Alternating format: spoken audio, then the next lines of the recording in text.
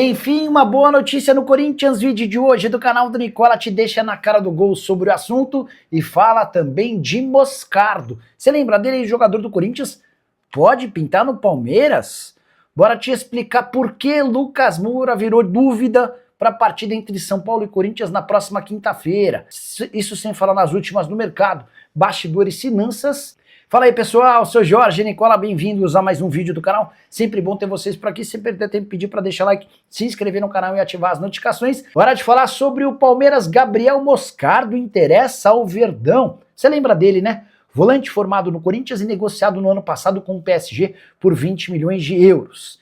Nessa sexta-feira, uma conta que cobre o Palmeiras assegura que o Moscardo faz parte dos planos do Verdão para a próxima temporada. Segundo informações, o Palmeiras estaria atrás de um 5 e de um 8. Entrei em contato com o escritório de Juliano Bertolucci, que representa o Moscardo, para entender se existe alguma negociação, e a resposta, abre aspas, para nós não chegou nada. Nem consulta, nem proposta. E é muito difícil imaginar que ele volte ao Brasil em janeiro.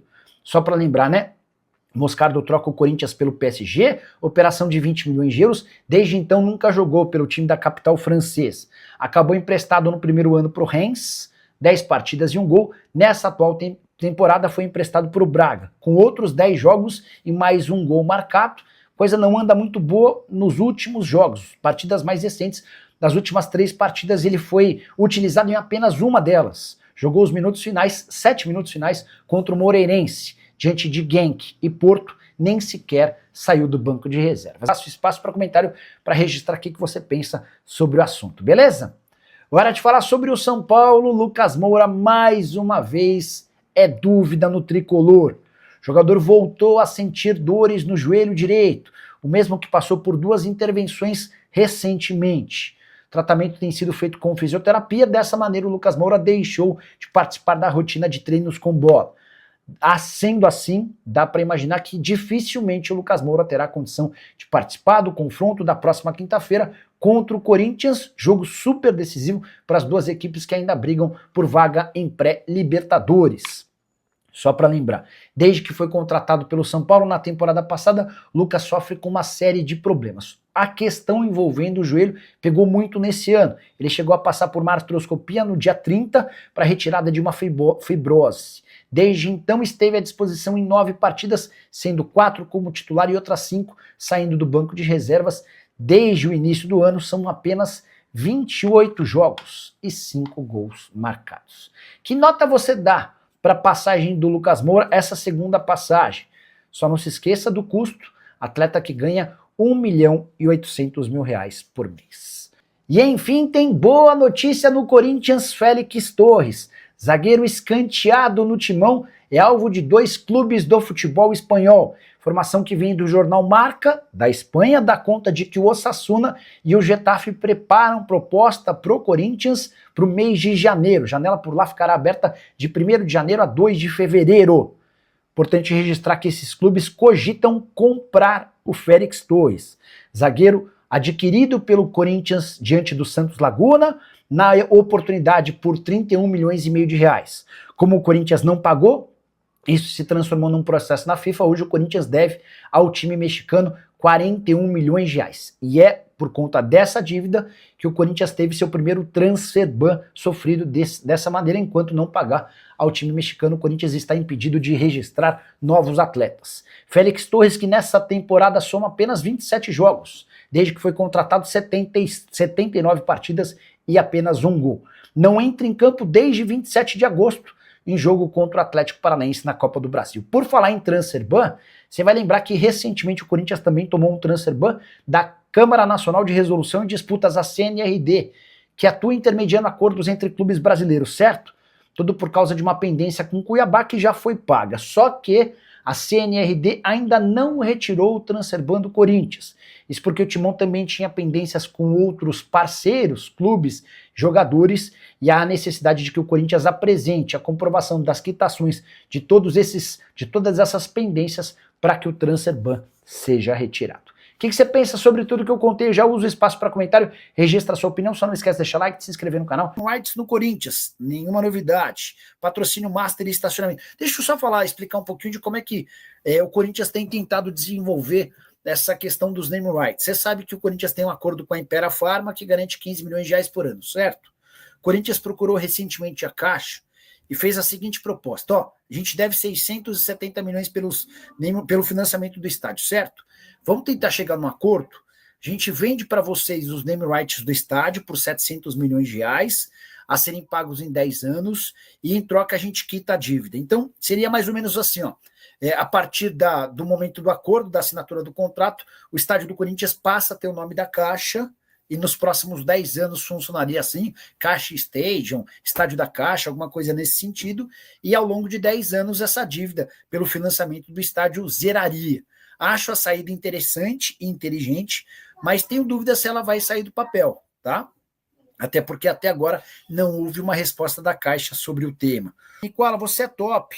Lê quase todos os comentários. Me fale sobre a Safiel. O presidente pediu para eles trazerem um aporte para dar procedente. Vamos lá. O compliance do Corinthians aplicou red flags, bandeiras vermelhas, na Safiel por 3 questões. O fato da empresa ter sido criada, a empresa que representa a Safiel ter sido criada recentemente e não ter experiência no mercado, ter uma capacidade financeira muito menor do que os 2,5 bilhões de reais que eles gostariam de ter aportado, e porque um dos principais líderes da Safiel teve ligações com Augusto Melo, teria recebido informações privilegiadas do Augusto, enfim. A verdade é a seguinte: não há nenhum interesse da atual diretoria do Corinthians em transformar o Corinthians em SAF.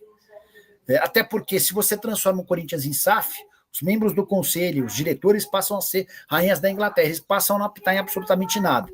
Então, a impressão que eu tenho de que a Safiel ou qualquer ideia de SAF só vai avançar se o Corinthians chegar ao fundo do poço, tá bom? Acredite se quiser, Bruno Henrique está liberado para jogar normalmente, apesar de ter avisado seu irmão de que receberia um cartão amarelo, e essa informação acabou desencadeando uma série de apostas em casas de apostas esportivas. No primeiro julgamento, você lembra, Bruno Henrique havia pego 12 jogos de suspensão. Nessa quinta-feira, em julgamento do pleno no Superior Tribunal de Justiça Desportiva, 6 dos auditores optaram por uma punição de apenas 100 mil reais. Outros 2 pediram uma punição de 270 dias. Houve ainda quem optasse pela manutenção da primeira pena de 12 jogos. No fim das contas, prevaleceu a opção da maioria e Bruno Henrique vai poder jogar normalmente o restante da temporada sem ter cumprido nem sequer um único jogo de suspensão. Muito triste para o futebol brasileiro, que precisa dar bons exemplos. Vale a lembrança de que outros atletas chegaram a ser suspensos e afastados do futebol por 1 ou 2 anos. Sei das diferenças do caso. Bruno Henrique, por exemplo, não lesou o Flamengo. O próprio rubro-negro deixou isso bem claro no julgamento. O Bruno Henrique foi um pedido do Flamengo para que o Bruno Henrique tomasse cartão nesse jogo contra o Santos no Campeonato Brasileiro de 2023, para que pudesse entrar limpo no jogo contra o Palmeiras. Então, apesar de não ter sido lesado, o Flamengo teve seu nome envolvido em meio a um jogador que virou alvo de uma investigação policial. E, na minha humilde opinião, ele mereceria punição. Gostaria de saber o que você pensa sobre o tema. Já uso o espaço para comentário para registrar a sua opinião. Tudo isso às vésperas da final do Campeonato Brasileiro. E Michael pode virar reforço do Corinthians? Especulação surgiu muito forte nas últimas horas e dá conta de que o Timão entende no Michael um nome perfeito para reforçar o sistema ofensivo em 2026. Não é a primeira vez que o Michael é alvo de especulações no Corinthians. Um namoro super antigo. Dá para dizer que a atual diretoria vê no Michael um bom nome, mas a chance de o negócio acontecer é muito pequena. Dá uma olhada no que eu ouvi de um dirigente corintiano, abre aspas. Antes de pensar em qualquer reforço, temos que resolver o transfer ban, que hoje já está em mais de 80 milhões de reais. Fazendo uma atualização básica, hoje o Corinthians tem cerca de 85 milhões de reais em pendências, que o impedem de registrar novos atletas. São 41 milhões com o Santos Laguna pela compra do Félix Torres e mais 44 milhões com o Matias Rojas, jogador que deixou o Corinthians, entrou na FIFA e conseguiu na Corte Arbitral do Esporte essa condenação de 44 milhões em relação ao Timão. Só para completar, isso significa que o Corinthians não terá reforços em 2026? Não. Deve ter reforços, mas apenas depois de resolver essas pendências, e por ter gastado muito dinheiro com o transfer ban, O Corinthians dará prioridade para atletas que possam chegar de graça. Não é o caso do Michael, que quase deixou o Flamengo para voltar para a Arábia Saudita na metade dessa temporada. O negócio acabou não acontecendo por conta das cifras consideradas baixas em relação à oferta que chegou ao Flamengo. Diante disso, com o Flamengo exigindo uma compensação financeira, dá para imaginar que o Michael dificilmente será reforço alvinegro no próximo ano. Atleta que com a camisa do Fla soma 27 jogos, 2 gols e 4 assistências. Você gostaria do Michael no seu time do coração? Já usa o espaço para comentário para registrar sua opinião. Só não esquece de deixar like, de se inscrever no canal. Para falar sobre Yuri Alberto. Craque Neto contou em seu programa, Os Donos da Bola, dessa quarta-feira, que Yuri Alberto será vendido para Roma no ano que vem. A frase é a seguinte, abre aspas, pelas informações que eu tenho, esquece. Ele não vai ficar para o ano que vem.